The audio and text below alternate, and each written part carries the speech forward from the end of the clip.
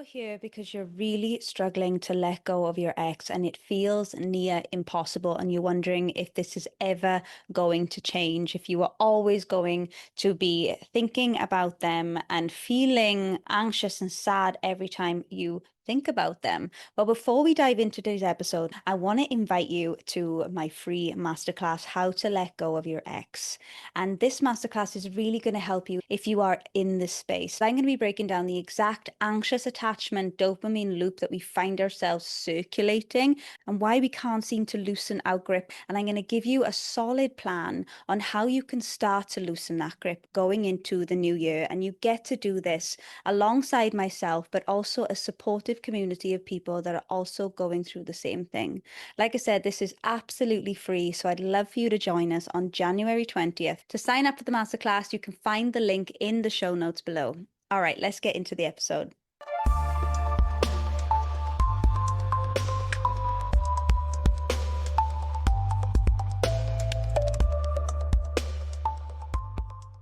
Hello, my loves. Welcome back to the Relationship Rehab.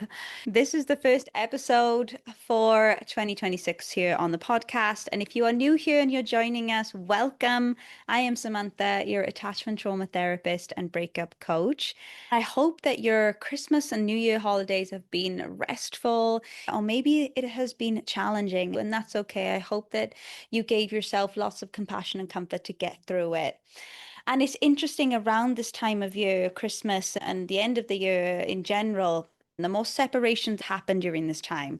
It's so interesting as to why this is, and it freaking hurts. It is one of the most painful things that we can go through in our human experience.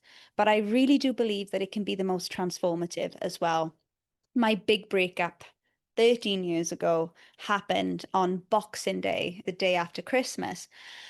And it was a long time coming, but it was something about Christmas that just blew the relationship into smithereens. And even though it was so hard for the next year or so, I would not be sitting here right now talking to you guys if that didn't happen. And I've been through a few more breakups in my time since that happened, and I've really solidified a solid detachment framework to help you process the emotions that come with a breakup, to not internalize the experience and make it mean something about you, that you're not good enough or you're not worthy, and to get to the point where you can really absorb the lessons and the learnings that come with a breakdown of a relationship so you can truly transform your life. There is nothing like it. So today we are diving into why it feels so impossible to let go of that ex that is living in your head rent free, whether this is constant rumination, you can't eat, you can't sleep, they're just constantly there, triggering your anxiety and making you lose your confidence and doubt yourself. You don't even recognize yourself right now, and it's just impossible to loosen your grip. Or maybe it's someone that you broke up with quite a while ago, but they just keep popping up and maybe even sabotaging your efforts to go back out there in the dating world and get into a new relationship, because all you do is compare your dates to them. You all think about them and what they used to be like, who you used to be like in the relationship, and it just brings you so much sadness. So, in any capacity, if your ex is still living in your heart and your head, then this episode is for you, my love. Today, I'm going to share with you 5 reasons that I believe is hindering you from truly letting go of this person that no longer serving you in life. Maybe they did once upon a time and you had a beautiful relationship or experience, but now you're moving forward. At least you're trying to move forward in the new year, new me energy, and you're doing all the things, but for some reason they are still lingering with their energy and you're just done. You're like so ready to let go of this person's energy in your space. And the reasons that I've come up with, honestly, are from my own personal experience, but they're also things that I see a lot of the time in my clients as well. I've gone through a different range of breakups, from breaking up with a long-term relationship of 8 years and the complexities that come with that. I've also been on the other side of the spectrum where I was dating someone for just 3 or 4 months. It was a very intense situationship with love bombing and absolute infatuation. and the complexities that come with that. So I'm going to touch upon different types of breakups in this episode, but know that your experience is unique to you. So take everything that I say in this episode and really sit with it and see what comes up for you. And if something feels a little uncomfortable, because if you want to turn this episode off, that's good. Go into that, dive into that, keep listening and see what's coming up for you. That is where your power is. Because when we feel triggered, that is when the wounds and the old limiting beliefs are being activated and inviting us to go there. And I know it can be so uncomfortable, but this is where the work is. That's what it means to do the work, is to dive in deep. But know that you don't have to do this alone. We're in this together. Let's dive in. Point number one as to why it may feel impossible to let go of your ex is because there's a part of you that doesn't really want to. And you keep opening the wound and pouring salt on it. Now, when we do this, we're not giving ourselves a fighting chance for that wound to heal. You still be in contact with them in some way. You may be trying to build a friendship with this person, but deep down, you're still holding on to hope that they'll change their mind. As long as they have close proximity with you and can see how amazing you are, they might change their mind. You might be friends with them because it just feels better than not having them in your life at all. And I speak from experience. The problem with this is we are keeping that wound open. We're not giving ourselves a chance to fully move on from this person. And then we end up just falling back into old habits. Maybe you accidentally slept together or you're flirting with each other. And I'm not saying this is all on you, it's on them as well. They're keeping you dangling on a string. It's because they know that they can have access to you. They know that at the click of a finger, if they want their needs met, whatever that be, you're going to be there to do that. And they still have you. There ain't no way that you can move on with your life and come back into connection with yourself and heal your attachment style and welcome new love into your life unless you evict them, both from your physical environment, your mental environment, your digital environment. So this is why I truly am an advocate of going no contact. I know there's so many different opinions online about this, but from my experience, it really has been the best strategy. Because when I have contact with this person, as someone who used to struggle massively with an anxious attachment style, we live in hope. And we gaslight ourselves that we're fine, we can handle this, we're mature and chill and all of this. But no, we're not honoring ourselves when we're doing that. Because underneath all of that, there's still hope living there. There's still sadness. There's still anxiety when they don't text you back. And now we're falling back into those old patterns. It doesn't make sense to me when the opinions that we hear online that advocate for contact with exes are not coming from a trauma-informed attachment lens.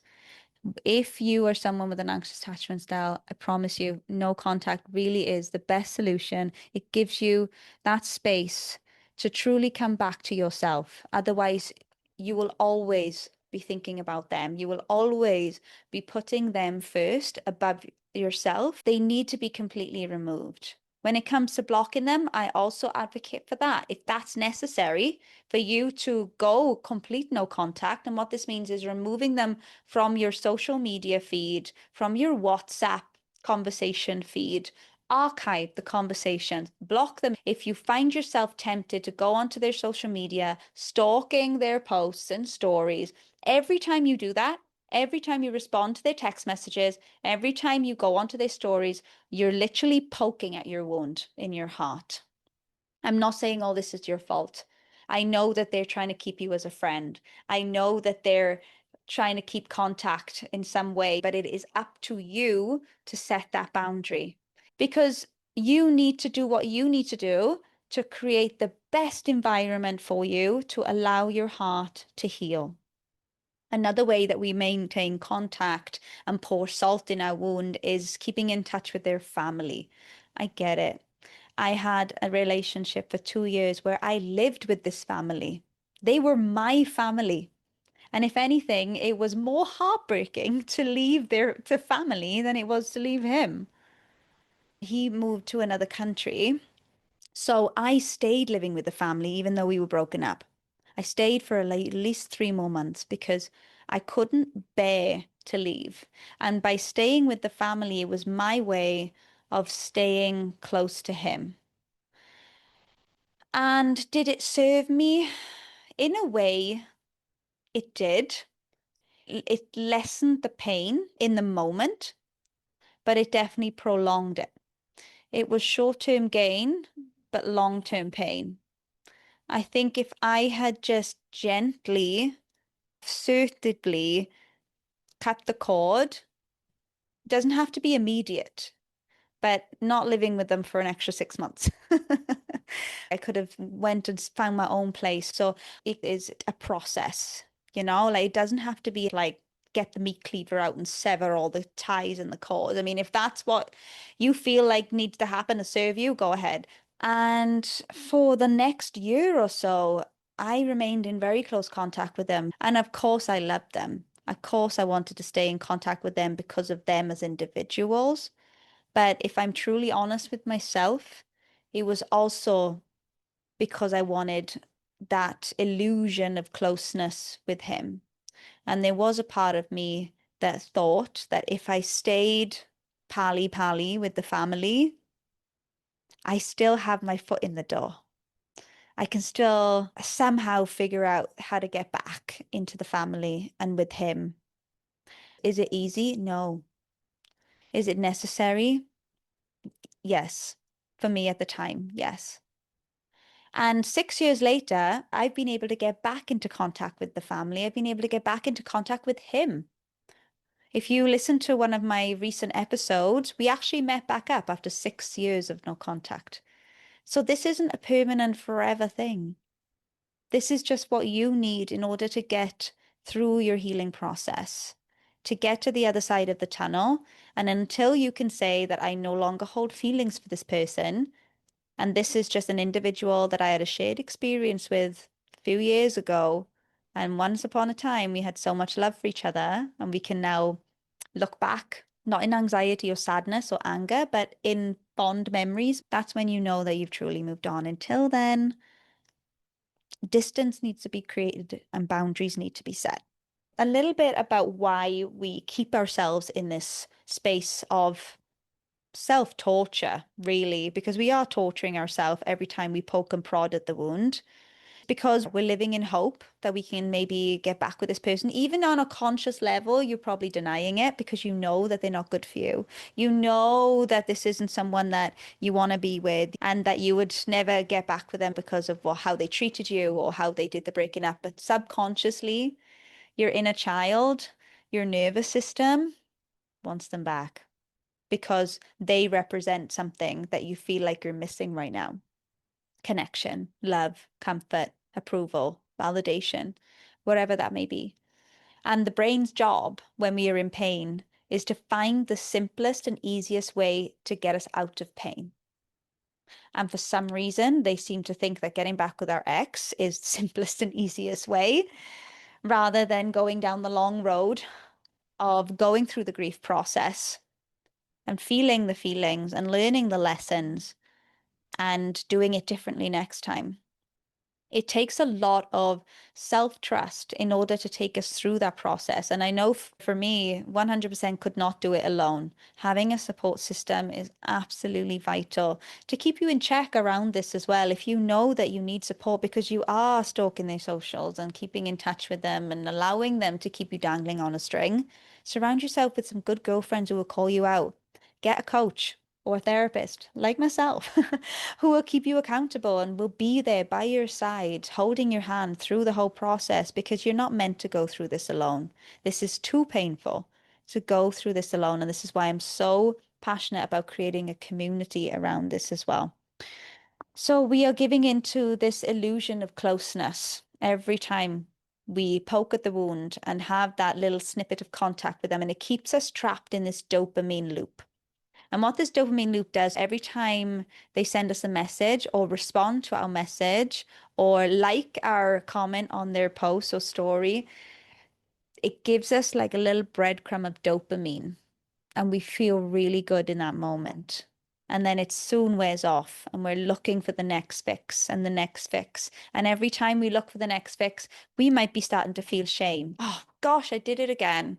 Ah, why am I so weak? Why am I so pathetic? What's wrong with me? And we start to berate ourselves. We start to beat ourselves with this inner critic stick. And I don't want that for you. I want us to just have a moment of compassion here that it is your attachment system just trying to get that close proximity because that's what feels safe. That's what feels familiar. And it can be like an addiction when we have that craving and the withdrawal symptoms. Oh my gosh, they can feel so strong that nothing else matters. And you're like, you know what? Sod it. I'm going to go round to their house. I'm going to go to that party because I know they're going to be there and I'm going to accidentally bump into them and I'm going to be looking fire. And before you know it, start to do these types of behaviors to get back into their world somehow. Or if that's not possible at all and they blocked us, we still need this fix of dopamine and we may start looking for it elsewhere. We may start to rebound with other people, having rebound sex, or start dating immediately because we're just looking for someone to fill the hole, fill the gap in my heart. My heart is broken and I just need somebody to just fix it because I don't know how. I need help picking up the pieces. And until I can get that comfort and validation from someone else that I'm actually worthy, I am lovable, I am enough. But for all of us who have had rebound experiences, will know very well that it never works out that way. If anything, it makes us feel even more crappy about ourselves. And we're like, why did I do that? Yes, it felt good in the moment, but now I feel even more shame. I feel even more guilt and even more empty. We get our dopamine fixes from overdoing something, shopping, binging Netflix, over exercising. For me, it was overworking. I would bury my head in work and I would get all my worth and love and attention from my work, from my colleagues, from my clients, from my social media metrics. Another thing I did was drinking. Just go out on the weekends and get absolutely rat-arsed, as we say in the UK, just absolutely off our faces drunk, because then we would go into numbness. When the pain gets too much and we can't get that close proximity with them, we just want to numb. We just don't want to feel. We want to distract ourselves and not be in our bodies right now. I would sleep a lot as well because it was only when I was sleeping was I at peace. And when I woke up, it took me a minute to realize that I was actually living a nightmare. I was going through this very extremely painful breakup and I couldn't bear it. What I recognized when I was in this withdrawal stage is that I wasn't necessarily missing them as a person. Because let's be honest, he treated me like crap. Why would I want him back? I mean, you might be asking yourself the same question. Why do I want this person back? Why have all of a sudden have I turned into this needy 5-year-old child when I'm an independent, confident woman? And now I'm like a balled up, gooey mess on the floor, just craving for this person to come back, even though I know he's not good for me. Maybe he cheated on you. Maybe he ghosted you. So it's not the person you want back. It's what they represent, whatever they represented in the past. And you may be missing who you used to be in the relationship as well, or how you used to feel, especially in the early days of that relationship. And you just desperately want that back. You want to feel like that again. You want to be that person again. So, my advice for you, if this is resonating, is to set some solid boundaries with yourself and start to detox them from your physical, emotional, and digital environment. You might think blocking is a bit extreme, but it's not. Sometimes it can be a necessity. If it's for your healing, if it's for your own good, do it. You're not being too dramatic. You're not being too much. Allow yourself to grieve. This is a grieving process. You've lost somebody from your life. It can feel like death. It is like death. They've gone. So treat it as such. Treat it like an open heart wound. Treat it like a loss.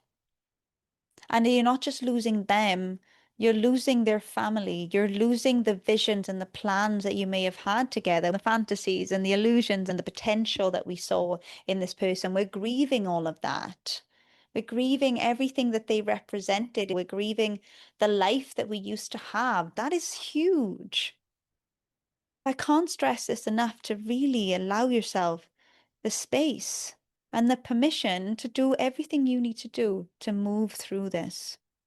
All right, my second reason as to why it feels so impossible is that your abandonment wound is activated right now.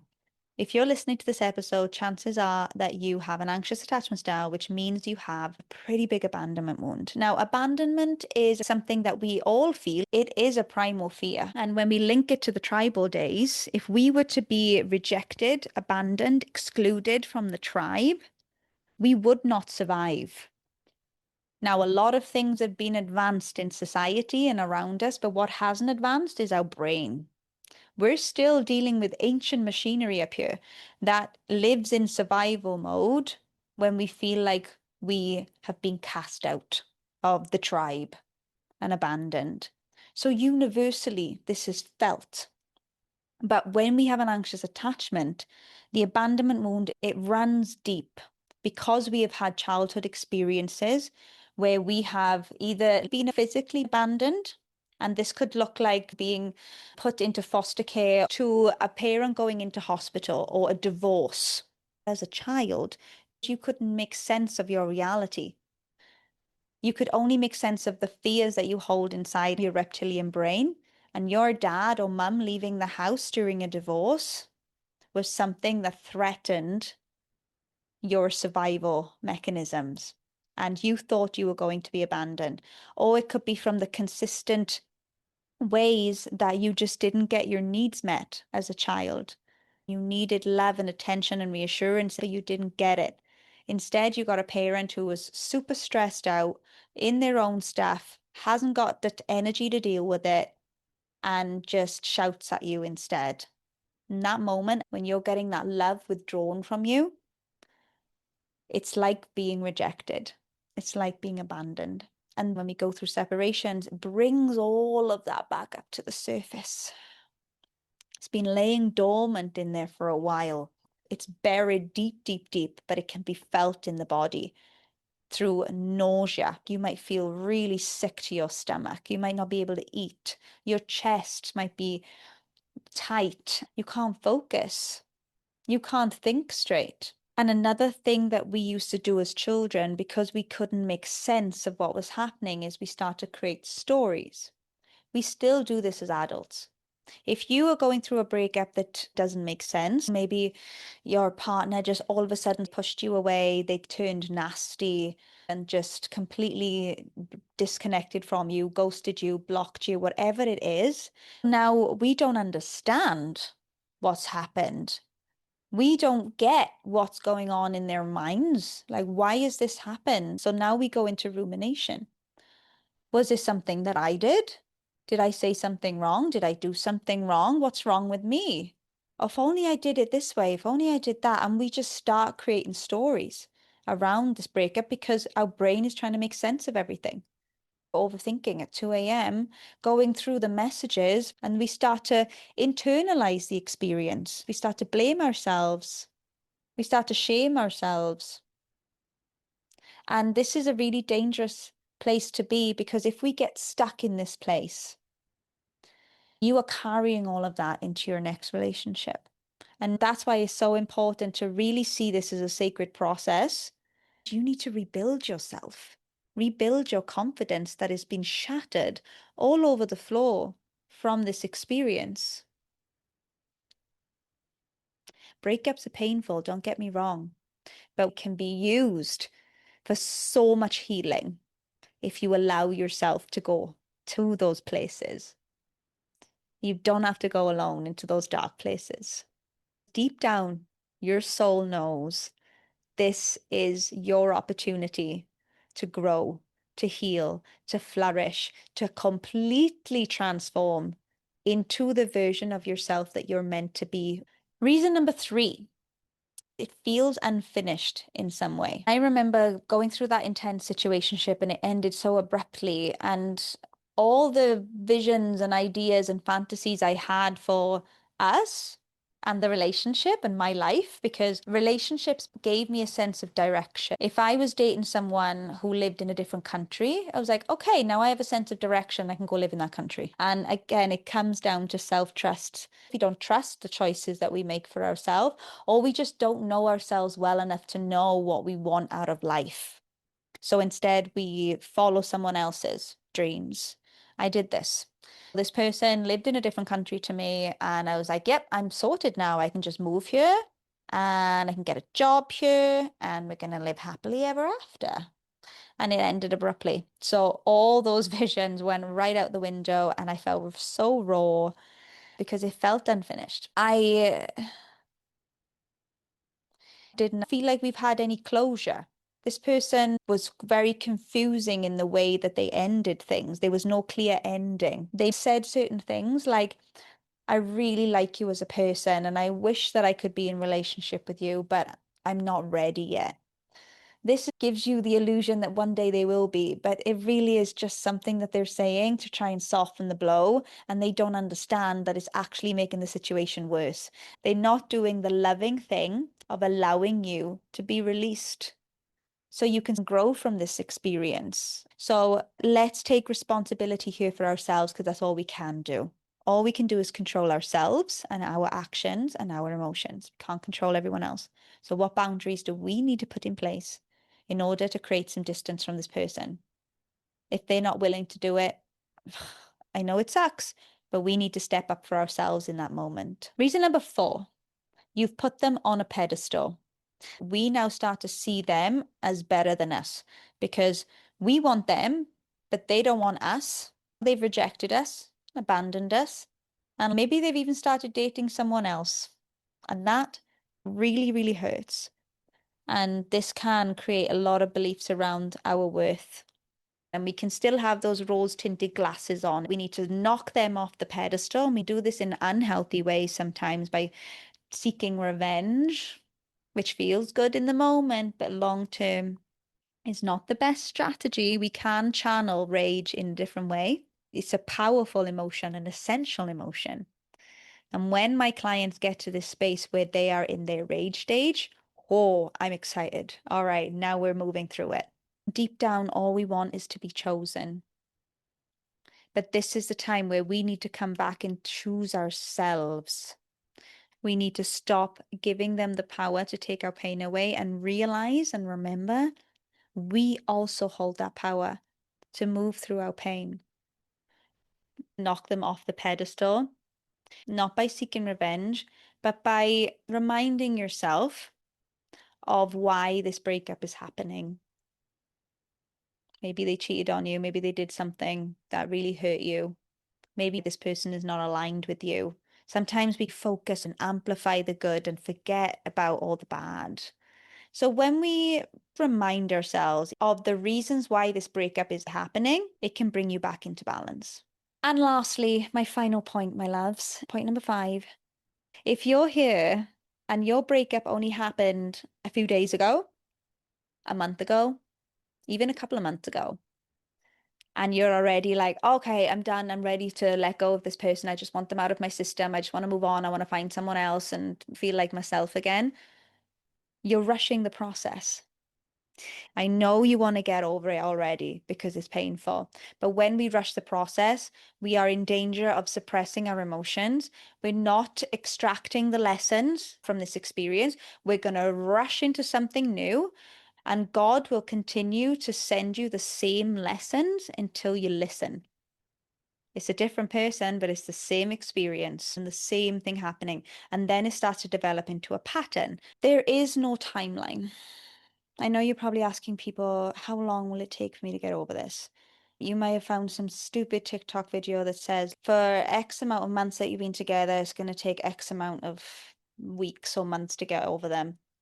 Absolute bullshit. There is no timeline. It's not linear. It's not A to B. It's all over the place. It's messy. How can we come back to our center and be present with our grief and our process without putting a timeline on it? We are a human being going through something really painful. We can't put a timeline on it. The situationship that I was dating for 3, 4 months, it took me a year. Your heart is broken or bruised. It needs time to heal, just like a physical wound. If you fell and grazed your knee, would you be screaming at the wound, saying, hurry up already, just heal so I can get back and do what I wanted to do?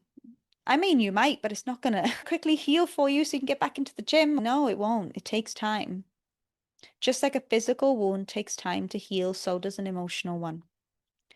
And just like a physical wound needs the best environment, the best medicine, the best doctors to allow it to heal, you need to have the same approach with your emotional wounds. Get that support in place. I hope this has been really helpful in shining a light on why it just feels so impossible to let go of your ex. Join this free masterclass that I'm hosting on January 20th. And the masterclass is going to give you more information about a new program that I have, the somatic and spiritual healing program called Breakup with Your Breakup. And it takes you through that exact framework, feeling the feelings, preventing the internalization, channeling the rage in a healthy way so you can get yourself to the point where you're extracting the lessons. Let me show you how to do that in a way that is going to completely transform your life and decrease the risk of falling back into those anxious, avoidant patterns, those situationship cycles. So that's all for now, my loves. Like I said, if you need more support, don't hesitate to reach out to me on Instagram. And don't forget to leave a comment below as well. Share your biggest breakthroughs with the community of what you've learned on this podcast episode. And share this with someone who may really need the message because a lot of people's hearts are hurting out there. So share the love, and I'll see you again in the next episode. Thanks so much for tuning in to this episode on the Relationship Rehab podcast. If you really enjoyed this episode, it would really mean a lot to me if you was to share this episode with a friend who really needs to hear what has been talked about today, and also to rate and review this podcast. Hit that subscribe or follow button so you don't miss any new episodes coming out. And as always, I'd love to hear from you. Drop a comment and let me know what your biggest takeaway was from this episode.